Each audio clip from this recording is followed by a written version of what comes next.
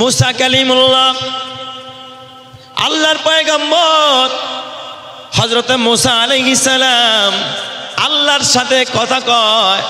মুসা নবী একদিন তুর পাহাড়ে রওনা করছে, আল্লাহর সাথে কথা বলবে। আল্লাহ তাআলা তুর পাহাড়ে যাওয়ার পর মুসারে ডাক দিয়ে, মুসা, ও মুসা শোনো, আমার এক বান্দা, আমার এক গোলাম, আমার এক বন্ধু অমুক জঙ্গলে মরুভূমির মধ্যে মারা গেছে রে মুসা, জলদি যাও, আমার ওই অলিটাকে, আমার ওই বন্ধুটারে তুমি নিজের হাতে গোসল দিবা। এ মুসা, তোমার পয়গম্বরী হাত দিয়া তার কাফন পড়াইবা। ও মুসা, তুমি তার জন্য নিজের হাতে কবর খনন করবা। তবে ওই জঙ্গলের ভিতরে, নির্জন মরুভূমির ভিতরে, জনমানবহীন স্থানে আমার ওই বন্ধুরে তুমি একা একা জানাজা দিবা না। আমার বন্ধুর লাশটা নিয়ে তুমি লোকালয়ে যাইবা, বনি ইসরাইলের কাছে যাইবা। ওই জায়গায় গিয়া, সেখানে গিয়া তুমি ঘোষণা দিবা, এই অলির জানাজায় যারা শরীক হবে, আল্লাহর বন্ধুর জানাজায়, এই মৃত ব্যক্তির জানাজায় যারা শরীক হবে, আমার আল্লাহ তাদের জিন্দেগির সব গুনাহগুলোকে মাফ করে আল্লাহ তাদের প্রতি রাজি আর খুশি হয়ে যাবে। চিৎকার মেরে কান্না আল্লাহু আকবার। কত বড় অলি হইলে আল্লাহ তাআলা তার নবীরে এই হুকুম দিচ্ছে। মুসা নবী তো আশ্চর্য, কি রে, এত বড় বুজুর্গ আবার কে, যারে আমাকে দিয়ে আল্লাহ তাআলা গোসল দেওয়াইতে বলতেছে।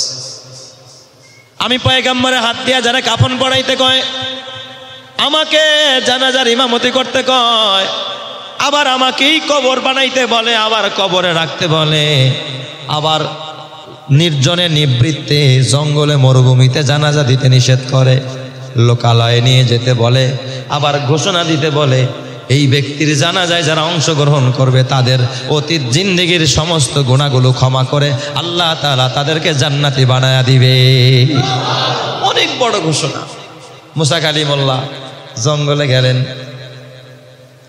জঙ্গলের ভিতরে গিয়া আল্লাহর পয়গম্বর মুসা কালিমুল্লাহ সেখানে দেখতে পেলেন একটা মৃত নিথর দেহর পড়ে আছে। একটা নিথর দেহ, মৃত্যু দেহ পড়ে আছে। পয়গম্বর মুসা ওই দেহটাকে যত্ন সহকারে গোসল দিলেন, কাফন পরালেন, খাটিয়াতে চড়ালেন। সেখান থেকে লাশটা বহন করে পয়গম্বর মুসা বনি ইসরাইল নিজের জাতির কাছে নিয়ে আসলেন। আইসা পয়গম্বর মুসা পাহাড়ের উপরে দাঁড়াইলেন। দাঁড়ায় ঘোষণা দেয়, এ বনি ইসরাইলেরা, এ বনি ইসরাইলের লোকেরা, শুনে রাখো, একজন আল্লাহর ওলি মারা গেছে। এই আল্লাহর ওলির জানাজা এতটা বাজে অনুষ্ঠিত হবে, তবে আমি পয়গম্বর মুসা ঘোষণা দিলাম, আমার আল্লাহ বলেছে এই ব্যক্তির জানাজায় যারা অংশগ্রহণ করবে তাদের জিন্দেগির সমস্ত গুনাহগুলোকে আল্লাহ মাফ করে দিবে। আল্লাহ সব মাফ করে দিবে। বলেন, এমন ঘোষণা পাইলে মানুষ জানাজা ছাড়বো না, ধরবো? বনি ইসরাইলের একটা মানুষ নাই এই জানাজায় হাজির হয় নাই। সব মানুষ যে একবার জানাজা পড়লেই যদি কি পাওয়া যায়, মাফ পাওয়া যায়। এক শবে বরাতে ইবাদত করলেই যদি অতীত জিন্দেগির গুনাহ মাফ হয়ে যায়, এই বোনাস কি আর ছাড়া যায় নাকি? সব আইসা একেবারে এলাকা ভরে গেছে। মুসা পয়গম্বর জানাজা পড়ালেন, লাশ নিয়ে কবরে যাবেন, লাশ কবরে নামানো হবে। উম্মতেরা ডাক দেয়া কয়, পয়গম্বর মুসা এত বড় আল্লাহর ওলি, এত বড় আল্লাহর প্রিয় বান্দা, যার জানাজা পড়লে অতীত জিন্দেগির সব গুনাহ মাফ হয়ে যায়। ও পয়গম্বর মুসা, এই আল্লাহর ওলিরে একটা নজর না দেখা, তারে একবার না দেখা ছাড়া আমরা কোনোদিন তার লাশ কবরে রাখতে দিব না। পয়গম্বর, আপনি একটু তারে দেখানোর ব্যবস্থা করেন। এত বড় আল্লাহর ওলি, তারে একটা নজর আমরা কি করতে চাই, দেখতে চাই। মুসা কালিমুল্লাহকে বললেন, পয়গম্বর আপনি লাশের মুখটা একটু খোলেন, আমরা এই আল্লাহর ওলির চেহারা দেখা আমরা আমাদের আখেরাত সুন্দর বানাইতে চাই। কত বড় আল্লাহর ওলির জানাজা আমরা পড়লাম, যেই ওলির জানাজা পড়ার কারণে আল্লাহ তাআলা অতীত জিন্দেগির সব গুনাহ মাফ করে দিয়েছে। এই ওলিরে না দেখে আমরা বাসায় যাব না। পয়গম্বর মুসা আলাইহিস সালাম উম্মতের পীড়াপিড়ির কারণে লাশের মুখটা খুলে দিলেন। লোকেরা হুমড়ি খায়া পড়ল, দেখার জন্য কত বড় আল্লাহওয়ালা, কত বড় আল্লাহর ওলি, যার জানাজা পড়লে গুনাহ মাফ হয়ে যায়। লোকরা দেখার পরে এক একজনে হাসাহাসি আরম্ভ করছে, এটাই নিয়ে আল্লাহর ওলি, আর এইটাই নিয়ে আল্লাহর ওলি। কই কিরে আমার এলাকার গান জুটি, এই এলাকার ভিতরে ও মদ খাইতো, গাঞ্জা খাইতো, এমন কোনো অপরাধ নাই এই এলাকার মধ্যে সে কোনোদিন করে নাই। একেবারে বখাটে। হাইরে সুবহানাল্লাহ, মুসা কইলটা দেখি, এটা তো আমার এলাকার ভিতরে সবচাইতে বদমাইশ, সবচাইতে উল্টা পাল্টা। এই লোকটা তো এলাকার ভিতরে সব ধরনের ফিতনা করত, এমন কোনো ফিতনা নাই এই সমাজের মধ্যে ছড়াইতো না, এটা বড় ফিতনাবাজ। অথচ মুসার মতো মানুষ বলল এর জানাজা পড়লে গুনাহ মাফ হয়ে যায়। বুঝে আসে না, ওরা সবাই মিল্লা মুসা কালিমুল্লাহর কাছে আবার গেছে। ডাক দিয়া বলে, পয়গম্বর আপনি কার ব্যাপারে কি ঘোষণা দিলেন? বড় আল্লাহর ওলি বললেন। অথচ এই লোকটা এই এলাকার ভিতরে সবচাইতে উল্টা পাল্টা, সবচাইতে ফিতনাবাজ, সবচাইতে বদমাইশ। এই কারণেই তো এলাকার মানুষ তারা বয়কট করেছে, এলাকা থেকে তারে ঘর বাড়ি ছেড়ে তারা বের করে দিছে, সে জঙ্গলের মধ্যে গিয়া থাকতো। এই বখাটে দেখাই এলাকার মানুষ এখান থেকে বিতাড়িত করছে, বয়কট করছে। মুসা পয়গম্বর আশ্চর্য হয়ে গেলেন, আসলেই কয় কি রে, এত বড় নাফরমান কি করে এত বড় আল্লাহওয়ালা হয়ে গেল? পয়গম্বর মুসা আলাইহিস সালাম আবার দৌড়ায় তুর পাহাড়ে গেলেন। তুর পাহাড়ে যায় আল্লাহর ডাক দেখ, আল্লাহ ওগো আরশের মালিক, ওগো রব্বুল আলামিন, লোকেরা বলে লোকটা নাকি বড় বখাটে ছিল, বড় ফিতনাবাজ ছিল। আল্লাহ এমন কোনো উল্টা পাল্টা নাই, এই লোকটা অতীত জিন্দেগিতে এমন কোনো উল্টা পাল্টা নাই যা সে করে নাই। এত বড় নাফরমান মানুষ তারে বয়কট করেছে, তার কটা ছাগল বকরি ছিল, এই বকরি ছাগল বকরি দিয়া তারে জঙ্গলের মধ্যে বয়কট করেছে। এই লোকটা জঙ্গলের ভিতরে থাকতো, ওখানের ভিতরে ওই বকরি সারাদিন চড়াইতো, আর রাতের বেলায় বকরি দহন করে একটু দুধ পান করতো, জঙ্গলের মধ্যে সে কাটাইতেছিল। এই লোকটা কেমনে এত বড় আল্লাহওয়ালা হয়? আল্লাহ আমার বুঝে আসে না। আমি তো বলছি আল্লাহওয়ালা, এলাকার মানুষ তো কয়টা বড় বড় নাফরমান। আল্লাহ আমার একটু বোঝায় দাও। আল্লাহ তাআলা ডাক দেয়া কয়, মুসা ও মুসা তুমি জানো না, এলাকার মানুষ ঠিক বলেছে, লোকটা বড় নাফরমান ছিল, বড় বেহায়া ছিল, লোকটা বড় গুনাহগার ছিল, লোকটা বড় বখাটে ছিল, লোকটা বড় উল্টা পাল্টা নেওয়ালা ছিল, লোকটা বড় গুনাহগার। কিন্তু এলাকার মানুষ যখন তারে তাড়ায়া দিছে, জঙ্গলের ভিতরে ছাগল বকরিগুলো যখন চড়ায়, সারাদিন বকরি চড়ায়, আর আমি আল্লাহর কাছে ক্ষমা চাই আর তওবা করে, আমার কাছে ক্ষমা চাই আর তওবা করে, আল্লাহ আমারে মাফ করে দাও। আল্লাহ সমাজের মানুষ আমারে বাড়ি করে দিছে, তুমি কিন্তু তোমার রহমতের দুয়ার থেকে আমারে বাড়ি করে দিও না। এ মুসা, এই মানুষটার কান্না আমি আল্লাহ এত ভালো লেগেছে, সারাদিন বকরি চড়ায় আর আমি রবের কাছে কেঁদেছে। সন্ধ্যাবেলা একটু বকরির দুধ দহন করে পান করে তারপরে জীবন কাটাইতো। এইভাবে লম্বা টাইম এই জঙ্গলের ভিতরে আল্লাহর বান্দা আমি আল্লাহর কাছে কান্দে, আর অতীত জিন্দেগির সব গুনাহ ছাইরা দিছে, গুনাহ ছাইরা খালি কান্দে। এ মুসা তুমি জানো না, এই লোকটা যেদিন ইন্তেকাল করবে মুমূর্ষ অবস্থায়, ওই দিন যখন মালাকুল মাউত তার সামনে হাজির হয়ে গেছে, তার কলিজাটা শুকায় গেছে পানিতে। লোকটা একবার ডাইনে তাকায়, মাথা ঘুরে দেখে ডাইন পাশে কেউ নাই, বামে তাকায় দেখে বাম পাশে কেউ নাই, উঁচার উপরে তাকায় দেখে কেউ নাই, সামনে তাকায় দেখে কেউ নাই, জিহ্বাটা বের হয়ে যায় পানির পিপাসায়, মুখে পানি দেওয়ার মতো কেউ নাই। এই লোকটা ওই হালাতে আমি আল্লাহ ডাক দেখ, আল্লাহ দুনিয়ার সমাজ থেকে আমারে বের করে দিছে, আল্লাহ দুনিয়ার মানুষ আমার কাছে নাই, কেউ আমারে দেখে না, আল্লাহ কেউ সহযোগিতা করে না, আমারে সমাজ থেকে বের করে দিয়েছে। আল্লাহ আমি বড় নাফরমান, আমি তোমার কাছে ক্ষমা চাই, তবে রব্বুল আলামিন তুমি আমাকে তোমার রহমতের দুয়ার থেকে, তোমার খাঁটি গোলামদের দরজা থেকে আমারে বের করে দিও না। আল্লাহ তুমি বের করে দিলে আমি কার কাছে যাব? ওই অবস্থায় কানতে কানতে ওই বান্দা তওবা করতে করতে ওই অবস্থায় আমার বান্দার মরণ হয়েছে। এই বান্দায় যেই পরিমাণ তওবা করেছে, এ মুসা তুমি জানো না, ওর তওবা যদি গোটা বনি ইসরায়েলের মাঝে ভাগ করে দেওয়া হইতো, গোটা বনি ইসরায়েলের জন্য ক্ষমা চাইতো, ওর এক তওবা তওবার বরকতে আমি আল্লাহ গোটা বনি ইসরাইলকে ক্ষমা করে দিতাম। চিৎকার মেরে কন্না আল্লাহু আকবার। মুসা এই লোকটা কিন্তু গোটা বনি ইসরাইলের জন্য ক্ষমা চায় নাই, গোটা বনি ইসরাইলের জন্য মাপ চায় নাই, নিজের জন্যই ক্ষমা চাইছে। এই জন্য আমি আল্লাহর তওবারে তো ভালোভাবে কবুল করেছি। ওর তওবার বরকতে আমি আল্লাহ অফার দিয়ে দিছি, ওর জানাজায় যারা শরীক হবে, ওর জানাজা যারা পড়বে, আমি আল্লাহ তাদেরকেও মাফ কইরা আমি আল্লাহ তাদেরকেও জান্নাতি বানায়া দিব। চিৎকার মেরে কন্না আল্লাহু আকবার।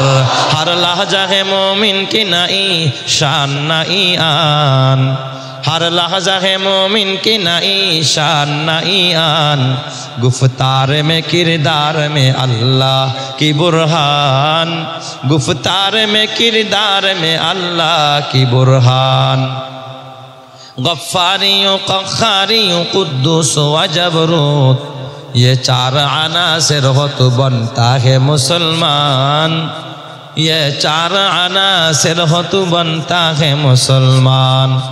उल्फत में बराबर के वफा हो के जफा हो, हर चीज़ में लज्जत है अगर दिल में मज़ा हो, हर चीज़ में लज्जत है अगर दिल में मज़ा हो।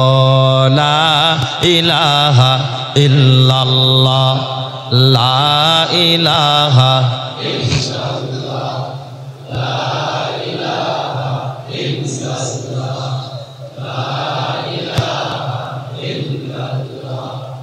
ला इलाहा इल्लल्लाह, ला इलाहा इल्लल्लाह, ला इलाहा इल्लल्लाह, ला इलाहा इल्लल्लाह। गाड़ी चले ना ड्राइवर सारा, विमान चले ना पाइलट सारा, मानुष बाँचे ना रूहू सारा, पृथ्वी चले ना अल्लाह सारा।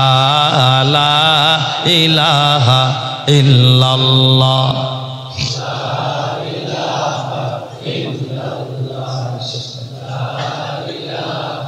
इल्लल्लाह जोरे ला इलाहा इल्लल्लाह, ला इलाहा इल्लल्लाह, ला इलाहा इल्लल्लाह मुहम्मदुर रसूलुल्लाह सल्लल्लाहु अलैहि वसल्लम।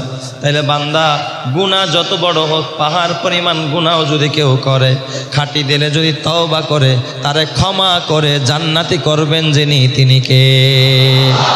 এই জন্য আল্লাহ সর্বপ্রথম কারে ডাক দেয় এই বরাতের রাতে? বলেন কারে? গুনাহগারকে। আলা মিন মুস্তাগফিরিন ফাগফির লাহ। আসনি কোন গুনাহগার, এ বান্দা আমার ঘরে হাজিরা হয়ে গেছো, গুনাহ থেকে মাপ চাও। আল্লাহ মাফ না করলে তোমার ঘর ছাড়বো না, আজকে তোমার ঘর থেকে বের হব না। আল্লাহ গুনাহ মাফ করতেই হবে, তুমি গুনাহ মাফ না করলে আজকে মসজিদ থেকে যাব না।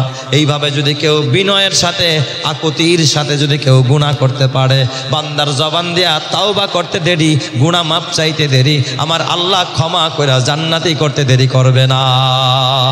আল্লাহ সাথে সাথে তারা মাফ করে দিবে। সুবহানাল্লাহ। 2 নম্বর, আল্লাহ তাআলা ডাক দিয়া বলে আলা মিন মুস্তারজিকিন ফারজুকাহ। আসনি রিজিকের অভাবী, রিজিক নাই, রিস্কা চালাইতে চালাইতে পাও শুকায়া গেছে, জয়েন্টে জয়েন্টে ব্যথা, হাত পাততে পাততে এখন আর লজ্জা লাগে, হাত পাততে পারো না, লেবারি করতে করতে এখন আর সম্ভব না, রিজিকের জন্য পেরেশান, কখনো নৌকা, কখনো বাস, কখনো ট্রাক, কখনো ভ্যান, কখনো রিস্কা, কখনো ঠেলা, কত কষ্ট করলা, চড়াই উতরাই পাড়ি দিলা রিজিকের জন্য, এক মুঠো খাবারের জন্য। বান্দা তোর খাবার আমি রিস্কার মধ্যে রাখি নাই, তোর খাবার আমি ভ্যানের মধ্যে রাখি নাই, তোর খাবার আমি লেবারির ভিতরে রাখি নাই, তোর খাবার আমি বাসের মধ্যে রাখি নাই, হেল্পারের মধ্যে রাখি নাই, তোর খাবার আমি গার্মেন্টসের কাজের মধ্যে রাখি নাই। আমি রাজ্জাক, তোর রিজিক আমি আল্লাহর কাছে রেখেছি। আজকে আমার কাছে রিজিক চাবি, আমি আল্লাহ আজকের এই শবে বরাতে তোর জন্য রিজিকের ফয়সালা করে দিব। বলেন তো রিজিক দাতা কে? আল্লাহ পারে কিনা? যে আল্লাহ জঙ্গলের বাঘেরে খাওয়ায়, ওই আল্লাহ মানুষরে খাওয়াইতে পারে না। যে আল্লাহ সমুদ্রের তিমিরে খাওয়ায়, ওই আল্লাহ আপনারা খাওয়াইতে পারে কিনা? আরো জোরে বলেন পারে কি পারে না? আল্লাহ পারে না? আল্লাহ পারে। বান্দা রিজিক চাইতে দেরি, আল্লাহ ডাক দেয়া বলে গোলাম তুই আমার কাছে রিজিক চাইতে দেরি, আমি আল্লাহ তোর জন্য রিজিক রেডি করে রাখছি। তবে কেউ হারাম পথে খায়, কেউ হালাল পথে খায়। বান্দা হারাম পথ পরিহার কর, হালাল পথে চলতে থাক, তোর এক জাররা রিজিক থাকা অবস্থায় তোর মরণ হবে না। এক জাররা রিজিক থাকা অবস্থায় তোর কি হবে না?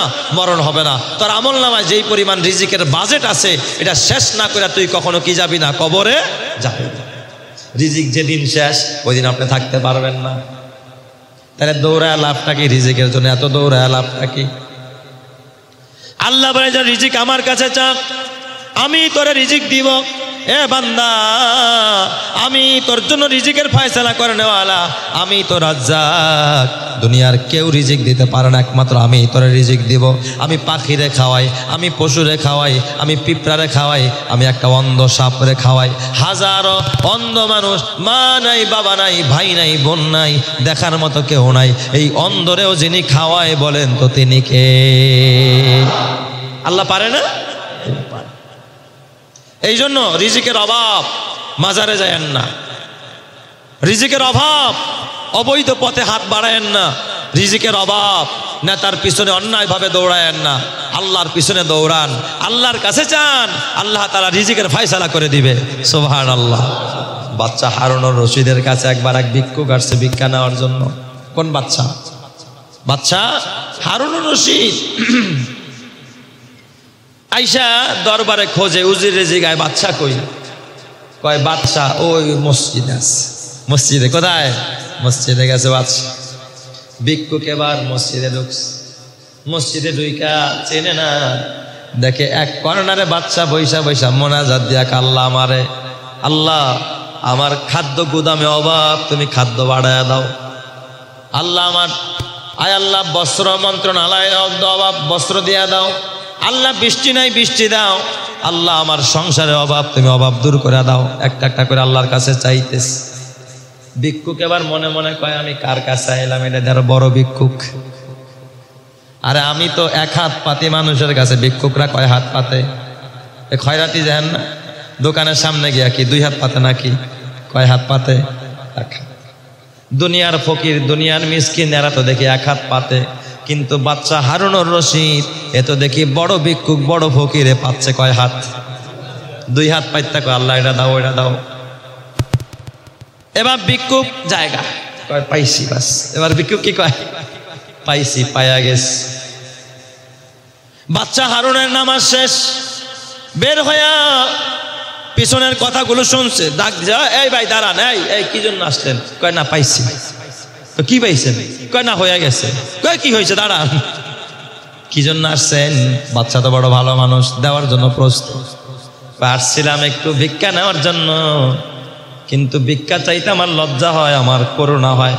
আমার যদি মাল থাকতো আপনার আমি কিছু দিয়া যাইতাম।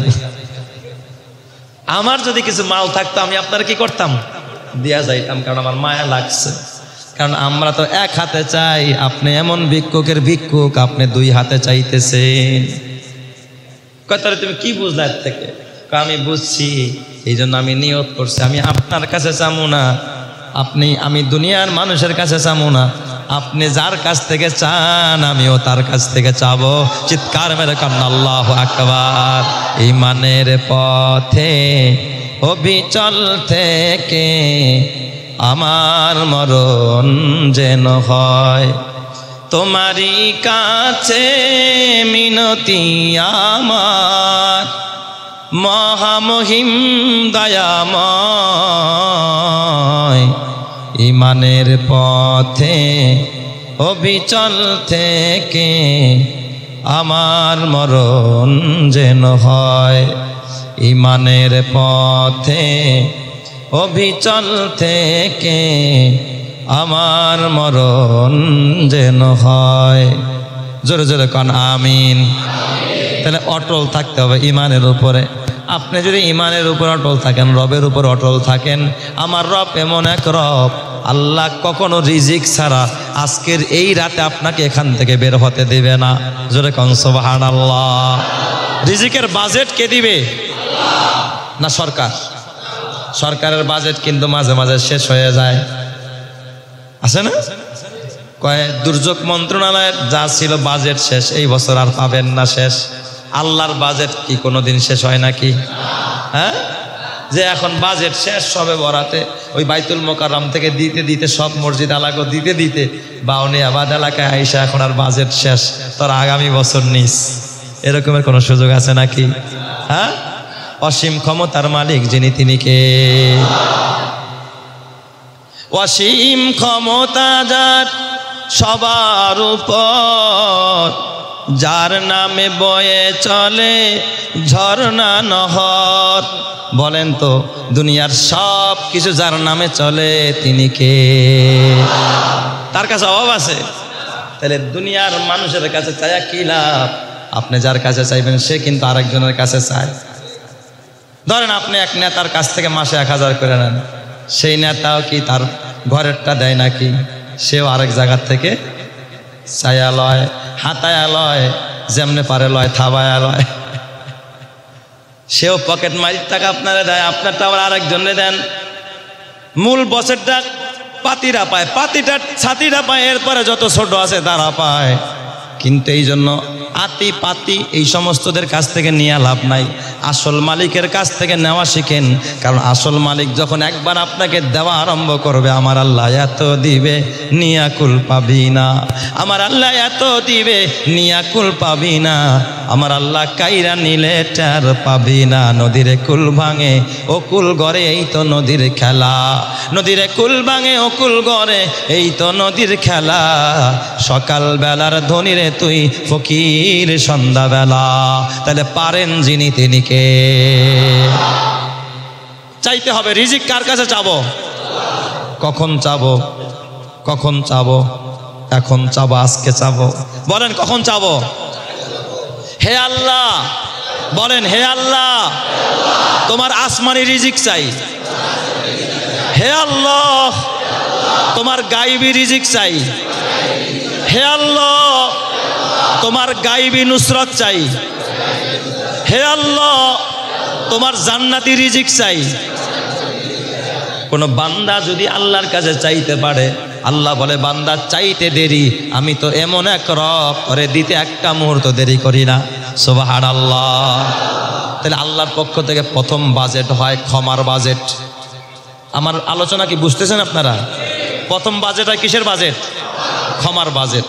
আল্লাহ তারা প্রথমে বান্দারে ক্ষমা করে, এই জন্য ডাকে গুনাহ করছস কিনা, মাফ চাবে কিনা। দ্বিতীয় বাজেট হয় কিসের বাজেট? রিজিকের বাজেট। বোঝেন নাই আপনারা? ওয়াজ বুঝতেছেন? দ্বিতীয় বাজেট হয় কিসের বাজেট? রিজিকের বাজেট।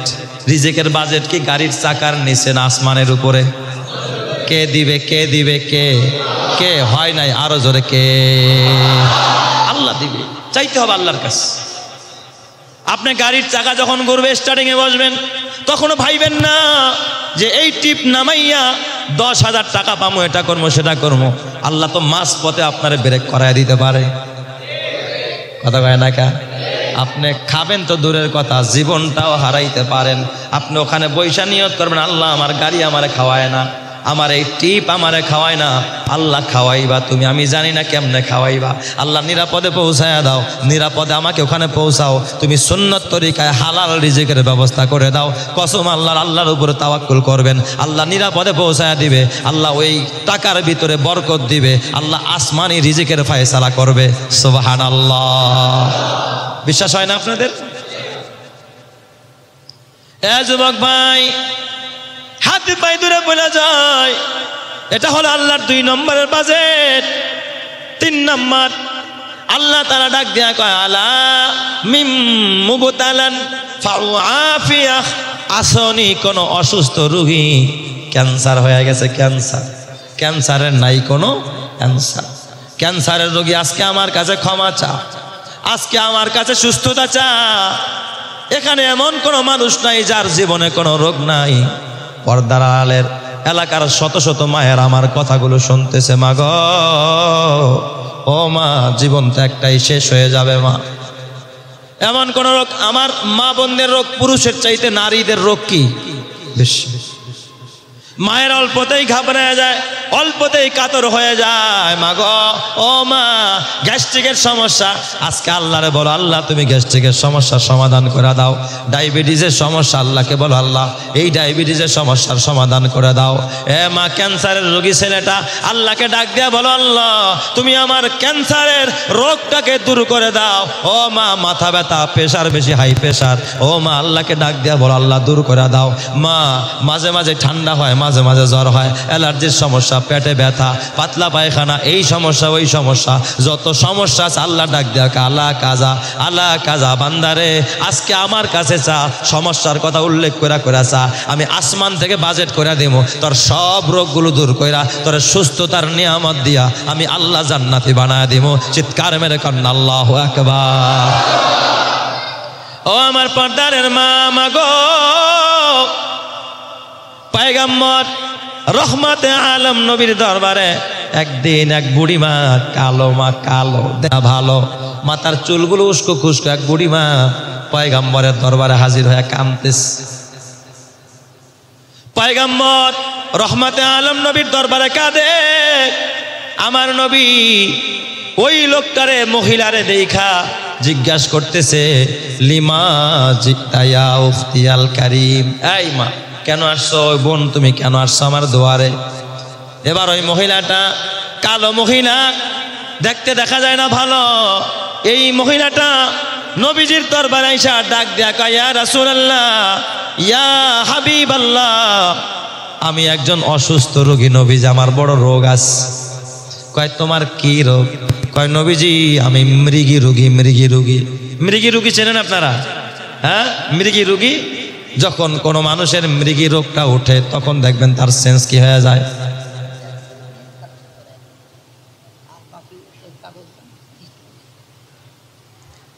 আমি মৃগী রোগী, যখন মৃগী রোগটা উঠে তখন কি তার হুঁশ থাকে নাকি?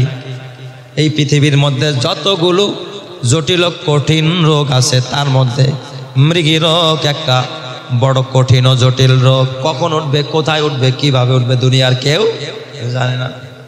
আমার আপন বিয়ে হিসাব, আমার ভগ্নিপতির আপন ভাই, ওনার এই মৃগী রোগটা ছিল। মাঝে মাঝে দেখতাম, আহারে কি যে হালাত, যখন উঠতো, যখন জমিনে গড়াগড়ি খাইতো, কাপড়ের সেন্টারও ঠিক থাকতো না।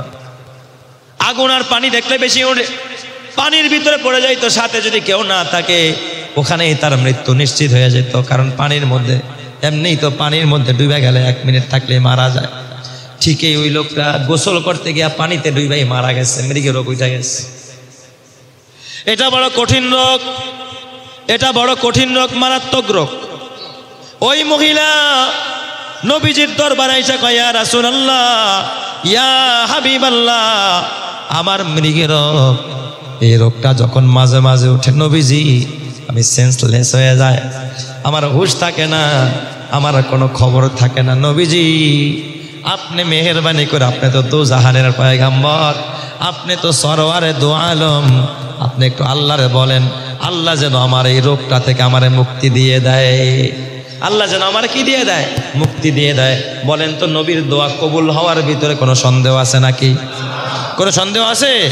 কোনো সন্দেহ নাই। নবীজি আপনি একটু এই দোয়াটা করেন, আল্লাহ যেন আমার কি করে দেয়? সুস্থ করে দেয়। নবী আমার ডাক দিয়া বলেন, ও মা, আমি মুহাম্মদ যদি তোমার জন্য দোয়া করি, আল্লাহ তোমার এই বান্দিটারে তুমি সুস্থ করে দাও, তুমি সুস্থ হইবা, এটা সত্য কথা, 100% সত্য কথা, কোনো সন্দেহ নাই, তুমি সুস্থ হয়ে যাইবা আমি দোয়া করলে। আর আরেকটা কথা শোনো মাগো, আমি যদি তোমার জন্য দোয়া না করি, সুস্থতার দোয়া না করি, তুমি যদি এই অবস্থায় আর কয়টা দিন একটু ধৈর্য ধারণ করো, তুমি যদি একটু সবর করো, তাহলে এই অবস্থায় যদি তোমার মরণ হয়, তুমি যে জান্নাতে যাইবা এতে কোনো সন্দেহ নাই। তুমি সবর করলে এই অবস্থায় তুমি যে জান্নাতে যাইবা এতে কি নাই? কোনো সন্দেহ নাই। আর আমি দোয়া করলে সুস্থ হইবা এতেও সন্দেহ নাই। এখন তোমার নিশ্চিত সুস্থতা নিবা না নিশ্চিত জান্নাত নিবা? অপশন কয়টা? 2টা। দোয়া করলে সুস্থ হইবা এটাও নিশ্চিত, আর দোয়া না করলে হয়তো সুস্থ হইবা না, সবর করলে জান্নাতে যাইবা এটা কি নিশ্চিত। এখন বলো তুমি কোনটা নিবা? নবীজি অপশন দিয়েছে দুইটা। ওই কালো মহিলা, গরিব মহিলা, অসহায় নারী ডাক দেয়া বলে ফেদাকা বিউম্মি ইয়া রাসূলুল্লাহ, ওগো নবীজি তাহলে আমি আপনার কাছে সুস্থতার দোয়া চাই না, আপনি আমার জন্য সুস্থতার দোয়া করার দরকার নাই, আমি এই অবস্থায় সবর করব। আপনি কি এই কথার সাক্ষী দিলেন? আমি সবর করে এই অবস্থায় যদি মারা যাই আমি কি জান্নাতে যাব কিনা? নবীজি ডাক দিয়া কয় মারে, আমি মুহাম্মদ ওই সত্তার কসম করে বলি যার কুদরতি কবজা আমি মুহাম্মদের জীবন, এই অবস্থায় যদি একটু সবর করতে পারো মা, তোমার রূহটা বের হতে দেরি হবে। আল্লাহ তাআলা তোমার রূহটাকে ইল্লিয়িনের মধ্যে ঢুকায়া ইন্নাল আবরারা লাফি নাঈম ওয়া ইন্নাল ফুজ্জারা লাফি জাহিম, আল্লাহ তাআলা তোমার আত্মাটাকে ইল্লিয়িনে উঠাইয়া আবরারদের কাতারে দাঁড় করায়া আল্লাহ তোমার জান্নাতি করতে একটা সেকেন্ড দেরি করবে না। চিৎকার মেরে কোন সুবহানাল্লাহ। মহিলাটা চোখের পানি মুছতে মুছতে নবীজির দরবার ছেড়ে রওনা করছে। কিছু দূর যাওয়ার পর মহিলাটা আবার নবীর কাছে আসছে, আঁচল দিয়া চোখ মুছে। অসুস্থ মহিলা আঁচল দিয়া চোখ মুছে আর নবীর দরবারে এসে আবার কাঁদছে।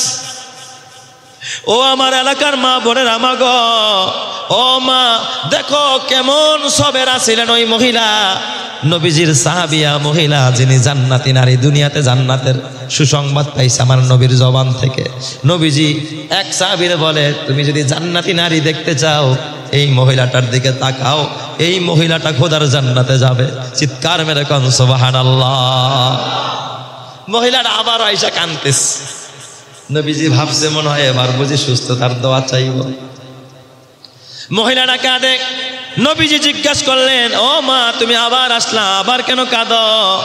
মহিলাটা ডাক দেয়া কয়, ইয়া রাসূলুল্লাহ আমি আপনার কাছে সুস্থতার দোয়া চাই না, আমাকে আল্লাহ সুস্থ করুক এটা আমি চাই না, আমি সবর করব, বিনিময় খোদার জান্নাত চাই।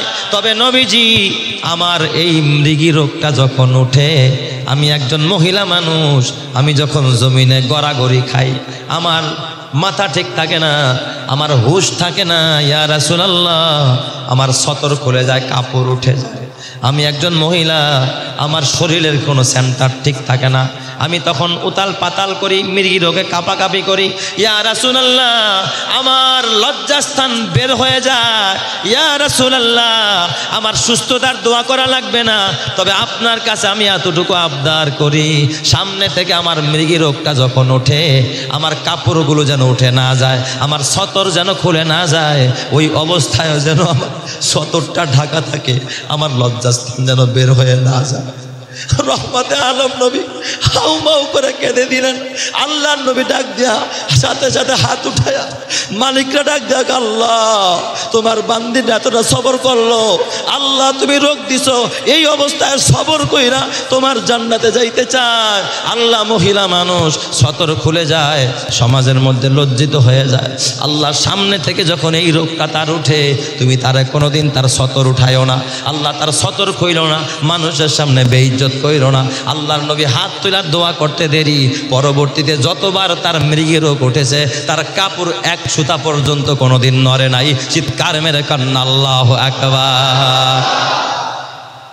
যুবক ভাই, আজকে আল্লাহ ডাকতেছে, আলামিম মুবতালান ফাওয়াফিয়া, এই আসসনি অসুস্থ মানুষ, রোগ ভালো হয় না, আমার কাছে চা। মাদ্রাজ যায় কি লাভ, ইন্ডিয়া যায় কি লাভ, থাইল্যান্ডে যায় কি লাভ, থাইল্যান্ডে যাওয়ার লেগা ব্যস্ত হয়ে যায়, যত দৌড়াদৌড়ি, কত ঘাত প্রতিঘাত সহ্য করে। এতটা ঘাত প্রতিঘাত যদি শুধু মসজিদে আইসা সেজদায় পড়া মালিকের ডাক দিত, আল্লাহ বানাইছো তুমি, সুস্থ করবা তুমি, আল্লাহর যদি কেউ আইসা ডাক দিত, আমার মনে হয় সিঙ্গাপুর যাওয়া লাগতো না, মাদ্রাজ যাওয়া লাগতো না, এ বাবা থাইল্যান্ড যাওয়া লাগতো না, ইন্ডিয়া যাওয়া লাগতো না। তোর রোগ আল্লাহ দিছে, সুস্থতা যিনি করবেন তিনি কে? আরো জোরে বলেন তিনি কে? আল্লাহ কাজা, আল্লাহ কাজা হাত্তা ইয়াতলু আল ফাজর। আল্লাহ ডাক দেয়, এই নারী তোর ঘরে যুবতী মেয়ে বিয়ে হয় না, সৎ পাত্র পাস না। আজকে আমার কাছে হাত তুলা ক, আল্লাহ আমার মেয়ের জন্য একটা সৎ পাত্র মিলায়া দাও, একজন ইমাম সাহেব মিলায়া দাও, একজন মুহাদ্দিস সাহেব মিলায়া দাও, একজন আলেম মিলায়া দাও, আল্লাহ ওয়ালা মিলায়া দাও। আমি আল্লাহ তাই মিলায়া দিব। তোর ছেলেটার জন্য একটা সুপুত্রবধূ পাস না, একটা নেককার মেয়ে পাস না। আজকে আমার কাছে চা, আমি আসমান থেকে তোর জন্য নেককার মেয়ের ব্যবস্থা করে দিব। তোর দোকানে বরকত হয় না, আজকে আমার কাছে চা, আমি দোকানে বরকতের ব্যবস্থা করব। এ বান্দা, কাজে হাত দিলে বরকত হয় না, আজকে আমার কাছে চা, আমি আল্লাহ দিয়া দিব। তাইলে বলেন তো, আজকে যার যত সমস্যা আছে, যার যত দরকার, একজনের কাছে চাবো, তিনি কে? আরো জোরে বলতে হবে, তিনি কে? এ আমার বাবা, বাঁচা যাবে না, থাকা যাবে না, কবরে যেতে হবে। কখন যেন মরণ এসে যায় কেউ জানে না। এই জন্য নিয়ত করো, আল্লাহ হায়াতের মালিক তুমি আল্লাহ, মৌতের মালিক তুমি আল্লাহ। গত শবে বরাতেও এমনও মানুষ ছিল এই জায়গার মধ্যে বয়ান শুনছে, এই শবে বরাতে তারা কিন্তু আজকে অন্ধকার কবরে আছে না নাই? আমার বাজান, গত শবে বরাতে আমার এক মুসল্লি, এই এলাকায় তার বাড়ি, ওই ছেলেটা শবে বরাতের, এ বাবা রাতে যখন আমরা দোয়া করব, নামাজ পড়ব, বয়ান করব, সন্ধ্যার আগে আগে দেখি আমার কাছে এসে হাত ধরে কাঁদতেস। আমি বলি, যুবক ভাই তুমি কাঁদো কেন? ওই যুবকটা আমার ডাক দেয়া, ওস্তাদ গত বছর আমার আব্বা বেঁচে ছিলেন, আমার বাবা, তাকে নিয়ে আমি এই শবে বরাতে আমি নামাজ পড়েছি। গত বছরের কথা কয়, হুজুর এই বছর আমার বাবার অন্ধকার কবরে শোয়া রাখছে। হুজুর আমার বাবা অনেক কষ্ট করেছে, আমার বাবা ঠেলা গাড়ি চালাইতো, সদরঘাটে একটা সময় আমার বাবা ঠেলা চালাইতো, লেবারি করতো, কুলিগিরি করতো। আমার বাবার জীবনের কষ্ট, এই ঋণ আমরা কোনোদিন শোধ করতে পারবো না। হুজুর এই এলাকার ভিতরে যে ঘরটা পাইছি, তাও আমার বাবার বড় অবদান। হুজুর আমার বাবা সৎ পথে চলতো, মাঝে কিছুদিন নৌকাও চালাইছে। হুজুর আমার বাবা, আমিও তাকে দেখেছি, জীবনে কোনোদিন অন্যায় পথে চলে নাই। এ আমার বাবা ছেলের কান্না। হুজুর আমার বাবা আজকে কবরে, আমি আমার বাবার জন্য এমন কি করতে পারি? কারণ আমার বাবা যেই কষ্ট করেছে আমার জন্য, আমি কিন্তু বাবার জন্য কিছু করতে পারি নাই। আজকের এই বরাতের রাতে, আজকের এই শবে বরাতে আমি আমার বাবার জন্য কি করতে পারি? হুজুর আমার একটু পরামর্শ দেন, আমার একটু নসিহাত করেন। আমি তাকে ডাক দেয়া বললাম, যুবক ভাই, তোমার বাবা যদি এই কষ্ট না করতো, মেহনত না করতো, এই ঘরও তোমার থাকতো না, সম্পদও তোমার থাকতো না, হয়তো বা আজকের এই পজিশন তোমার হইতো না, তোমার এই পড়াশোনা হইতো না। কয় জি হুজুর, এটা 100% আমার বাবার বড় অবদান আছে। হুজুর সেই অবদানের বিনিময়ে তো আমি কিচ্ছু দিতে পারলাম না, আমার এখন করণীয় কি? আমি বললাম, তোমার 1 নম্বরের করণীয়, তোমার বাবার জন্য তুমি দোয়া করবা, তোমার বাবার জন্য আল্লাহর কাছে ক্ষমা চাইবা। 2 নম্বরের করণীয়, তোমার বাবার নামে কিছু কিছু দান খয়রাত করবা, তোমার বাবার নামে পারলে মসজিদ বানাইবা, মাদ্রাসা বানাইবা, এতিমখানা বানাইবা, তোমার বাবার নামে এতিমদেরকে খাওয়াইবা, গরিবরে খাওয়াইবা, এলাকার অসহায় মানুষের সাহায্য সহযোগিতা করবা। ওরা যদি খানা খাইয়া, ওরা যদি আল্লাহর কাছে দোয়া করে, কসম আল্লাহর, এই দোয়ার সওয়াব তোমার বাবার কবর আল্লাহ তাআলা অটোমেটিক পৌঁছায়া দিবে। আমি বললাম 3 নম্বরের কাজ হলো, মাঝে মাঝে তোমার বাবার কবরের পাশে দাঁড়াইয়া একটু জিয়ারত করবার, বাবার নামে দোয়া করবা, বাবার জন্য দোয়া করবা। এই আমার যুবক ভাই, আজকে আমি তোমাকেও একই ওয়াজটা করতে চাই। তোমার বাবা মা যদি বাইচা থাকে, মা বাবার কাছে ক্ষমা চাইবা, আজকে মা বাবার কাছ থেকে দোয়া নিবা। আর মা বাবা যদি ইন্তেকাল করে থাকে, কবরে গিয়া থাকে, ওই মা বাবার নামে দান করবা, মা বাবার জন্য ক্ষমা চাইবা, দোয়া করবা, আর মা বাবার কবরটারেও জিয়ারত করবা। তোমার মা বাবার নামে দান করলে তোমার মা বাবারে ক্ষমা করে জান্নাত দিবেন যিনি, তিনি কে? এই জন্য আজকের এই বরকতের রাতে আমাদের এই মসজিদে আপনারা যথেষ্ট দিয়েছেন, অতীতে